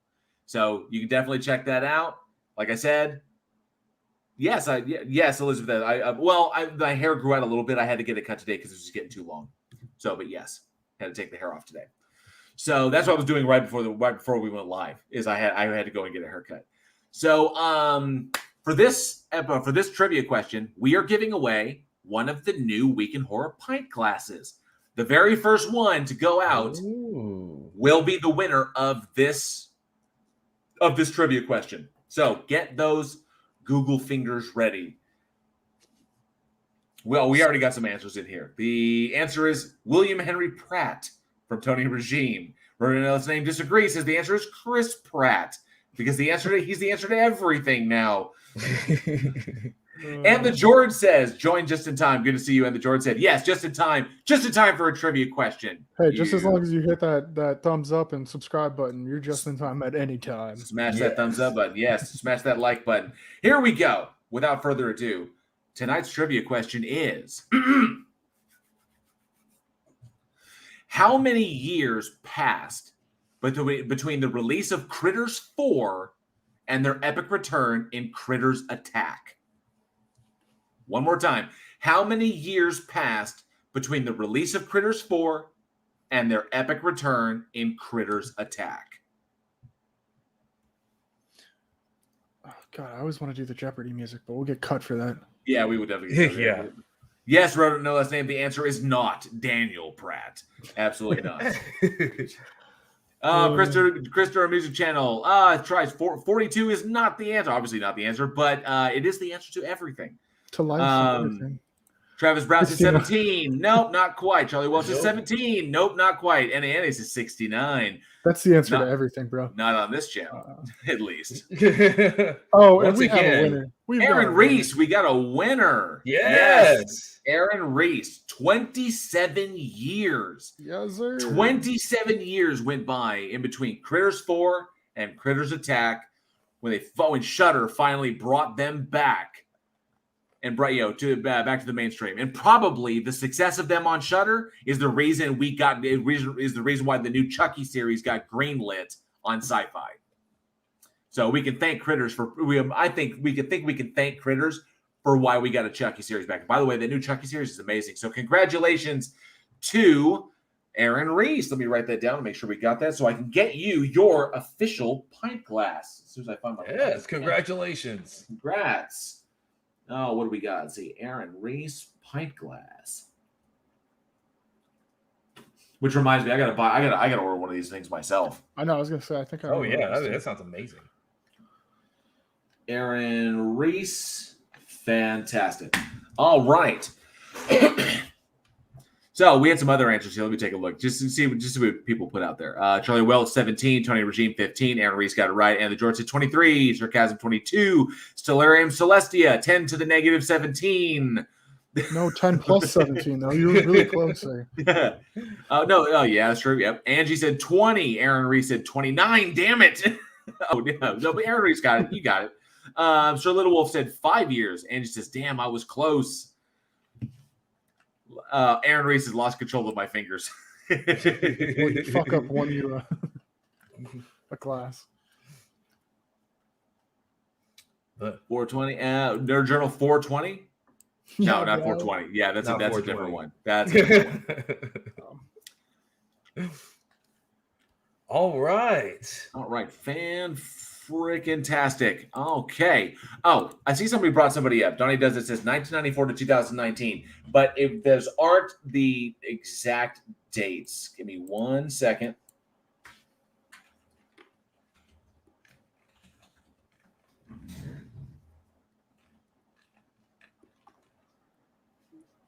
Critters 4 came out in 1992. Was October 14th, 1992 is when Critters 4 came out. And then Critters Attack came out July 23rd, 2019. So 92 to 2019, 27 years. So just make sure. Make sure, because you brought that up, so I want to make sure I clarify. Because sometimes we have to clarify the answers. Travis Brown closed with the 666. It actually was 616. It's the devil. And I'm 666. Well, congratulations again to Aaron Reese. We will get your pint glass out to you ASAP. And I think that's going just to be about do it. I think that's about it. And that will bring another episode of Weekend Horror to a close. Thank you all so much for listening, and we truly hope you enjoyed this show. Join us next week when we look back at the brutal Christmas horror Once Upon a Time at Christmas, grief-based horror in After She Wakes, and the first female Frankenstein in Frankenstein's Daughter, and the creepy British horror Ghost Story. We like fucking Fred Astaire is in that. Yes. Fucking Fred Astaire. We'd like to send a special shout out to all of our amazing patrons who continue to help make Weekend Horror the incredible success it has become. Thank you all so much. And you can see the little ticker that goes by right over there.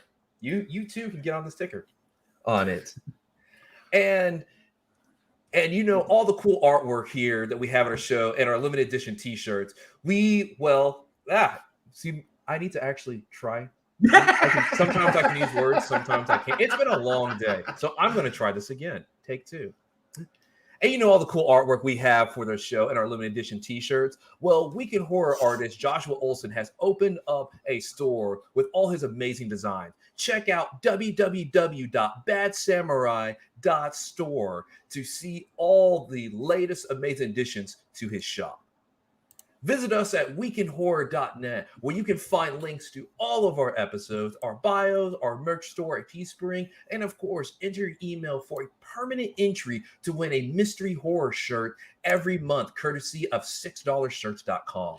For more horror entertainment, be sure to follow us on Facebook, Twitter, and Instagram, where you'll get the Daily Splatter, a bit of horror movie info every day, right to your feed. Please, an unbelievable amount of work goes into setting up that Daily Splatter. So I do hope y'all enjoy it. Yes, JL does all that. so make sure JL's work does not go in vain. And please like, subscribe, and smash that bell like someone's head caught in a jigsaw trap for all the latest updates from the show. And be sure to leave us a comment. All those interactions really help us out with the dreaded algorithm. And lastly, if you truly love what we do here and you would like to and are able to support our production, you can through our Patreon. We have tiers as low as $1 a month. That's cheaper than a Friday the 13th throwaway victim.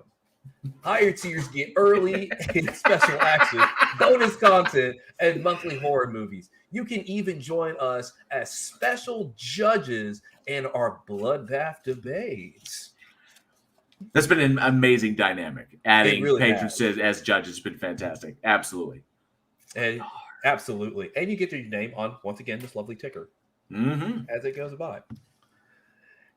But if Patreon is not your preferred cup of blood, you can always support the show through our PayPal as well. Links to everything, including our Discord community where you can find film recommendations, trailer, trivia games, horror watch parties, and even interact directly with us, are in the description. And as always, sharing the show with the friends in your local horror community is the absolute best way to help us continue to grow. Thank you all for being the greatest audience a podcast could ever have. And I'm Eugene. I'm Alex. And I'm JL. And we'll see you next week. And as always, stay scared.